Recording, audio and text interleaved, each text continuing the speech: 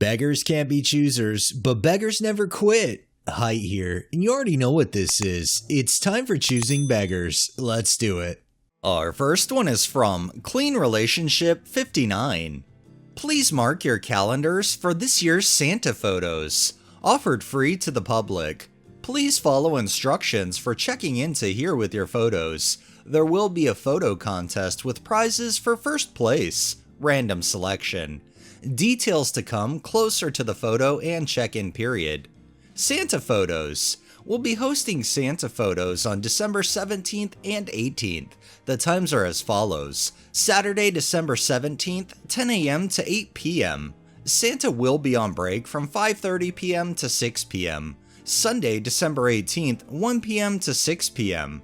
We will not be selling photos this year. We're offering this weekend only for parents to take their own free photos. They need to do it all December, cause some kids can't come them 2 days. They're doing it for free, so if they were to do it all of December, then somebody's gonna have to be paid at some point, and if they actually put a price to that, I'm sure you'd comment complaining about that as well. This next one is by CBSAR23. Hi, a couple months ago I inquired if someone would be interested in co-parenting my Yorkie and Shih Tzu in their own home. There was some confusion. I'm not looking for sitters. This is for someone or a couple who loves dogs but don't want a full-time commitment or financial responsibility of owning a dog. I will still be responsible for their grooming, food, and vaccines. The co-parenting won't involve more than 50% of the time. It can be less depending on how much time you would like to spend with them, preferably if you live in this area, and if you don't own other pets since most dogs tend to be territorial.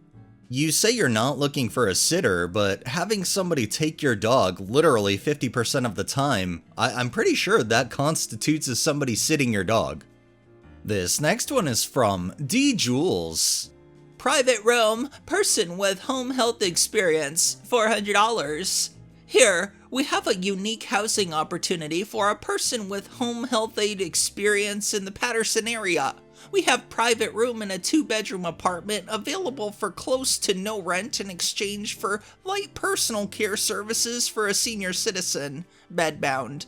This situation would be ideal for a working home health aide or nurse. A little time in the morning and a little time in the evening. Email for more details. Please include a cell phone number for quicker response. Set to begin this month, May. Background check required. I'm honestly curious what their definition of light personal care services is, because I just feel like if somebody's bedbound, then they're gonna need somebody to be waiting on them hand and foot, but I could be completely wrong too. This next one is by RFL Arrow. Scripter needed. Description. We're looking for a scripter. We need one for a party system and more. We also need someone to redo all of our scripts so they can work better. You will also be expected to work with us for a while. You will also be working from 12 o'clock p.m. to 8 o'clock p.m. or later. Requirements. You must have 1 to 2 years experience in scripting, must have Discord and be able to work when needed. You will be working about 5 to 6 days a week for free because we have no Robux. You will also have to join our Roblox group. Skills, scripting and programmer. Compensation. You will be working for free because we have nothing to give. In a situation like that, I'd say it would probably be best for you or whoever's running your server to learn how to code and script and be able to do all that yourself. The fact that you're trying to offset your work, unpaid on top of that, to somebody else that's not even affiliated with your project, I just facepalm. This next one is from Nowhereman13, HK 3100. If you want it, come to here. I will even gift you the role of film, battery, and developer, which amounts to about $250. I don't shoot black and white anymore, so I am giving it away. I can be very honest and tell you, sell it as fast as you can for your price. I will only pay $2,600. And at the eBay, I asked for a cheaper price and I got a good offer from them. I can't tell you who, but I got a good price. Then buy it from them. Why haggle with me? If you change your mind, I'd be here, and I'll pay $2,600, but as I said, your price is fair. 'Cause I try to be fair and I asked you first. If you don't buy it from me, then whichever order is pointless. Believe or not, I'm trying to be honest. You either want it or not, so let's stop the haggling. You know, the irony here is, you know for a fact they aren't getting it for a lower price anywhere else, because if they were, why would they be wasting their time here? This next one is by Ezomaniac.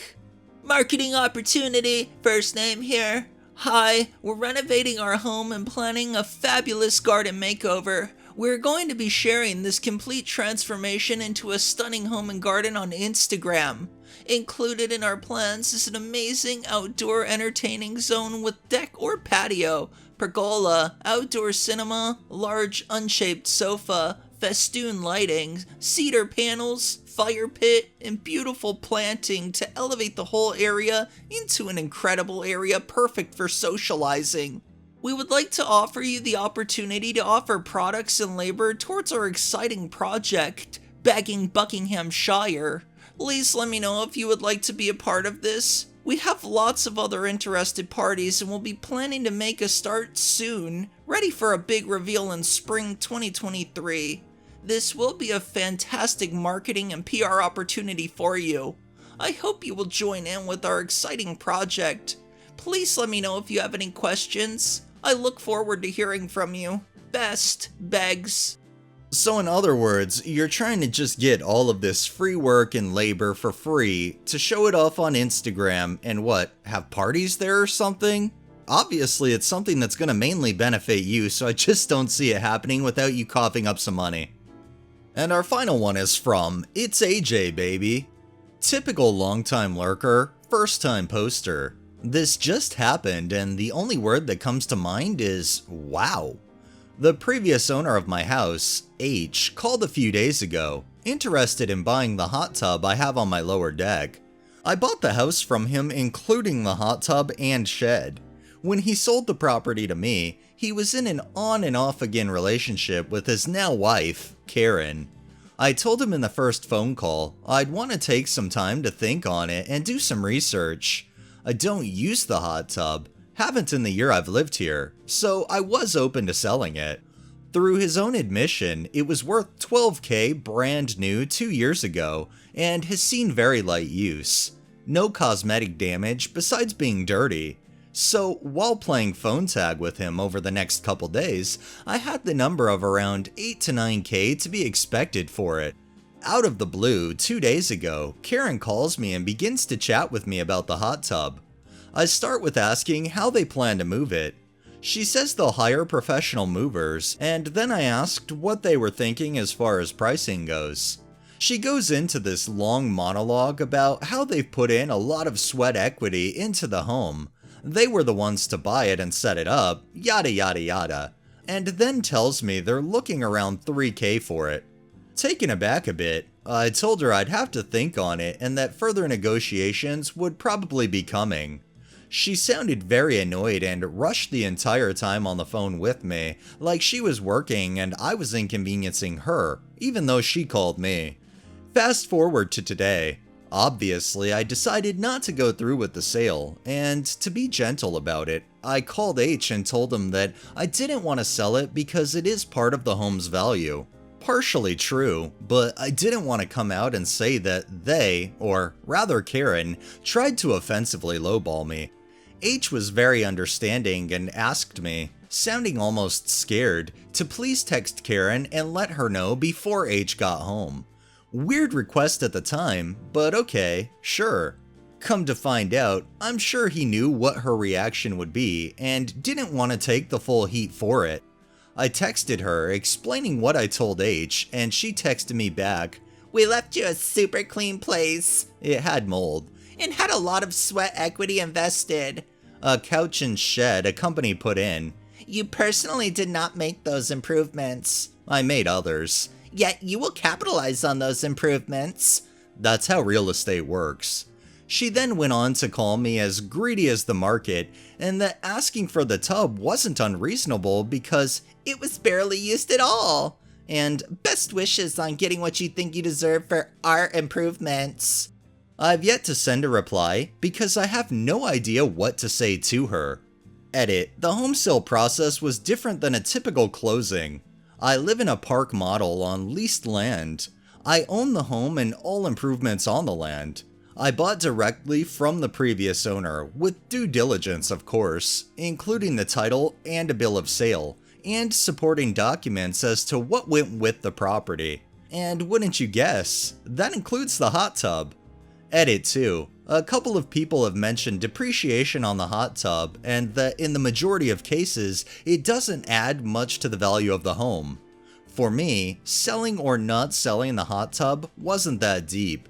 I didn't have to sell it or really have a large desire to, so if I didn't feel it personally worth it to me, I wasn't going to sell it.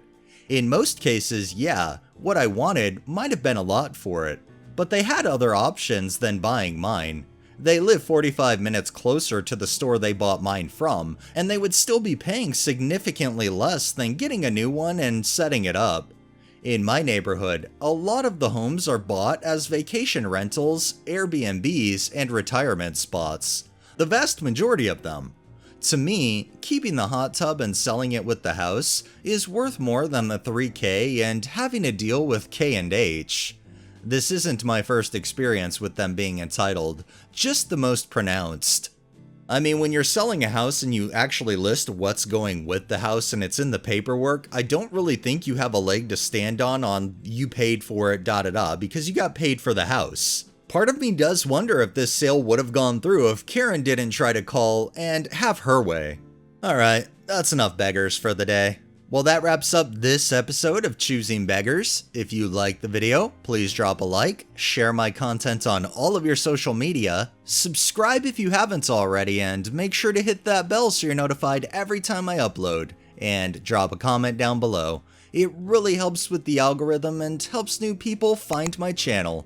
Thanks for watching, thanks to my patrons, have a great day and stay safe out there.